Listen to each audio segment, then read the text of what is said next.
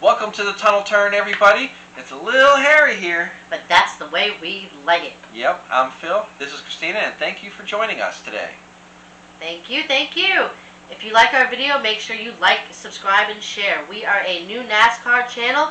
We are bringing the fan perspective. We are for fans, by fans. Yep. So anyway, before we get started into our Charlotte recap, I want to make sure and say Happy Memorial Day to everybody out there. I hope it finds you safe and healthy. And make sure if you see a serviceman or woman today, please make sure to thank them because they are the reason that we have all this freedom to talk about races. That's right. We cannot forget those who give their lives and put their lives at risk for us. Those are the real heroes today. Absolutely. So, how about we get to Charlotte? Sounds good to me. This is the Coca-Cola 600. It's been a long staple on the race. It's still one of the top 4 prestigious races. This one in particular, not the best one. It was not a lot of actual on-track action because with this rules package, it was really hard to pass. It seems like no matter how much better you are, once you get behind somebody, you just get stuck. Yeah, it did seem. I mean, there was. I'm not gonna say it was a boring race. I don't think it was a boring race by far. But for 600s that I've watched in the past, I'm not gonna say it was on the edge of your seat type of race. Yeah, all the action was on pit road, whether it was pit decisions or indecisions or racing off on the restart. Who gets off first? Definitely. You know. So let's get to the winner's circle. Well, in the winner's circle this week is Brad Keselowski. He wins in what I would call a head-scratching finish. Yeah, definitely got to wonder what people were thinking there. Definitely. I mean, we'll get more into it when we get to the bonehead of the race because I'm sure we'll yeah, you guys can tell. If you watch the race, I'm sure you know who I'm talking about before I even get there. There's the bonehead of this race. But this is Brad Keselowski. So anyways, this is Brad Keselowski's race. Let's start with, this is the first time Brad Keselowski has won at Charlotte. So this is a new win, first win from 31st career victory. He started 9th. He was teenish all day. First stage he finished 15th, second stage 12th, third stage he was 8th, so he was top 10. He was slowly taking his time. He was working his way up throughout the day. Nothing special other than fifth different driver to win Charlotte this week. Yeah. He was definitely in the right place at the right time at the end of the race. Yes, that's right. He did do a good job of getting us up there. I mean, halfway through the last stage with that good pit stop, he was second, and then he was able to start on the front row, and he beat Jimmy Johnson out to take the lead for the first time in the last stage. He only held it until Chase Elliott took the lead and was driving away, but then that fateful caution at 2 laps to go, you know, and Chase Elliott, they decided to come down. Decisions that followed that just boggle your mind. Yep. So Brad Keselowski stays out, and he's out front, and that's the place to be because clean air was key. I mean, we saw Joey Logano run 20 laps on by staying out. And we even saw DiBenedetto holding off for a good 5 laps. So, it's 2 laps to go. And Brad Keselowski stayed out. He did what he had to do. And this is the second straight race that somebody has won by staying out in a late caution. Yes, it was, definitely.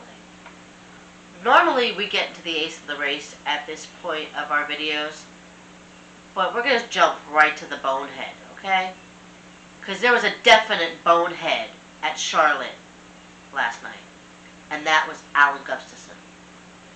You just said a minute ago, all day long, clean air was what you needed. When you had 2 laps to go, why? When you were in the lead of the race and you're Chase Elliott, do you bring your driver into pit? I know Chase said at the end of the race that, you know, you're damned if you do or you're damned if you don't. But you know what? Damned if I do, damned if I don't, damned I'm going. 2 laps, I'm going for it. Wreckers or checkers, that's what I live by. Right, you have to go for it. I mean, the only thing that I could possibly think of was that in the 3rd stage, when he stayed out along with Joey Logano and Kevin Harvick, and they went straight to the back, fast. Yeah, but Joey Logano stayed out front, and Right, that's the thing. You have to be at work.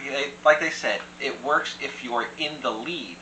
it works. Once you're in the dirty air, you don't have a chance.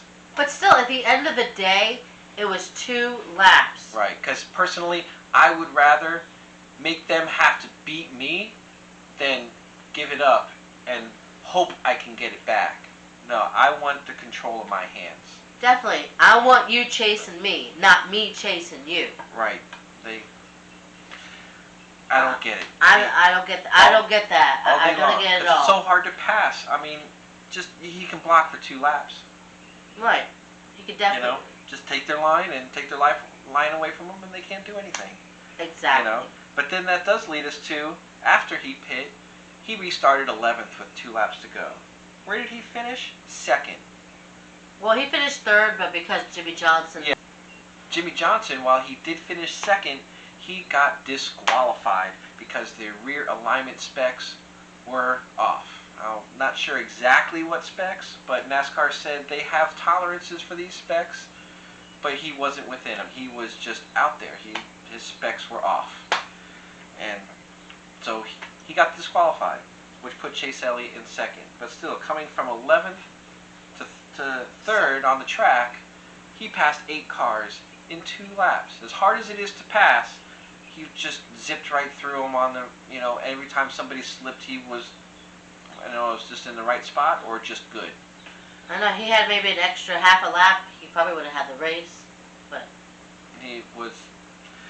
That's poor decision making. I think that was very poor decision making. Yep. So while we both have his crew chief, Alan Gustafson, as the bonehead of the race. Bonehead of the day, Alan Gustafson. I have Chase Elliott as the ace of the race because Chase Elliott himself, he did an awesome job. He took care of his car all race long. He saved it for the end and came on strong at the end, and he had the race won. It was 2 laps to go and a blown tire. If that blown tire could have waited 1 lap, then it would have been the white flag and the race would have been over. But instead, that happens, and then when he does pit, like we just said, he went from 11th to 3rd on the track, passing 8 cars in 2 laps. That's the ace of the race. That was insanity. But the problem with this is why I don't want to make Chase Elliott the ace of my race, because it seems like too many races are becoming, well, Chase shoulda, woulda, coulda. Chase shoulda, woulda, coulda. I want to keep Chase on my power rankings. I want to say, damn, he's going to be there on Charlotte on Wednesday. But here's the problem. Now I worry about their decision making and how they're going to handle pit stops. I mean, obviously he's going to get it done on the track. Yes. But with a bonehead decision like bringing him into pit at the end of a race, come on now. I went a little different with my ace of the race. I went back to my power rankings. If you watched my power rankings video, it's also on my channel. Go ahead and check it out if you want. I had Kevin Harvick at the top of my power rankings. Obviously, Kevin Harvick. Yeah, obviously he didn't win the race. I will give him that. The most of the race, I thought this was going to be his mulligan race, but he ended up finishing, I think it was... fifth. He got 5th officially. Yeah, he got 5th officially. He keeps his top 10 streak going. I mean, he started out stage 1, he was 14th. Then he was stage 2, he was 11th. Stage 3 was when he was up front with Joey Logano and Chase, and they stayed out and they dropped to the back. Yeah, he went right to the back. He went right to the back, but still, he ended up the day 5th. I mean... He was just that little bit behind Chase throughout that last stage. But still, he dropped to the back of the race, back of the pack, and he still battled back and still got a good finish. That's a champion right there. That shows a man who could win a championship. Well, and he has, and he could win again. I don't know, you tell us, what do you guys think? Who would you say is your ace of the race? Yes, definitely leave a comment below. I'd love to know your opinion on it. All right. And another disappointing story that came from today's race was Denny Hamlin losing his tungsten ballast on the pace laps. What the heck is a tungsten ballast? The tungsten ballast, it's a weight. It's like a lead weight, but it can be a little bit smaller because it's more dense, so it can fit better. But those have to be secured because it's this big and it's 30 pounds. What exactly are they used for? Well, it's to weigh. It's because to make sure the car fits the weight requirements. So. Yeah, but why do they weigh them? Well, because the cars have to be a certain weight, right? Well, Oh. It's the rule. The cars have to be a certain weight, and that's what regulates the weight. Well, does the weight help with how fast and the arrow and all that? Sometimes handling where it's positioned can help, but basically it's a weight and it fell out, and that will come with a huge penalty because it's a very heavy, thick piece of metal and can do serious damage. Has it ever happened? It happens occasionally, but it's a very rare thing. But NASCAR now has rules where you'll car chief and crew chiefs and engineers suspension for 4 races, and that's set in the rule. But that came out in the pace lap, and he couldn't race without it, so he had to come down pit road, and they had to install new ones. And then meanwhile, the green flag is out, and he lost 9 laps before he could start the race, and that's got to be the worst feeling, to run the entire race, as long as it is, 8 and 9 laps down when you can't win. That's really gotta suck. And it's got to be so disappointing. So, alright, let's go to the rookie spotlight. Definitely the rookie spotlight. Do you want to go first, or would you like me? Yeah, I'll start. We'll start John Hunter Nemechek. I apologize. He finished 16th. After starting 25th, it's not terrible. He did lead a lap. We also have Cole Custer, who struggled a lot of the race, but with tires at the very end, he got up to 12th. That's not a bad finish. But the top 2 rookies. Alright, now let's talk about Christopher Bell. He had a really nice run, top 10, scoring in a 9th place finish. He was just really good. Definitely, I will give this kid props. That spin right in the front of the race, Ryan Blaney had this kid turned. Ooh, I thought this kid's hitting the wall, race is over, and he held on to that car like he's been doing it since the womb. I could have swore that was Tony Stewart or Jeff Gordon or somebody like that driving that car, like the way he saved it. It was insanity. Insanity. But let's get to the top rookie of the race. Let's do it. Tyler Reddick. My man, Tyler Reddick. In my power rankings, by the way, ladies and gentlemen, my power rankings. Anyway, he finished 8th. He started in the front, he finished in the front. Nice, clean race. Second top 10 finish of the year. This kid is going places. Yeah, he was in the top 10 all day, and that's where he stayed. I can't take anything away from him. So far, these rookies are looking pretty good this year. It's definitely going to be a good rookie race this year. I can't wait to see the rest of it. That's what I can tell you. Who's your top rookie? Comment below. We want to know. Yeah, we'd love to hear from you. So let's get moving on. We want to get to the points because we know where that's the real money's at. The all-important point standings. This is what they try to get the good runs for. Right now, no surprise who's on top. It's Kevin Harvick. He hasn't finished out of the top 10 yet. So, of course he's still on top. But when it comes to playoff points, it's now a tie between Joey Logano and Denny Hamlin, with Joey Logano getting a stage win today. And you still have Chase Elliott is right there. Kevin Harvick, he has a win, so he's right there. Keselowski got his name in there.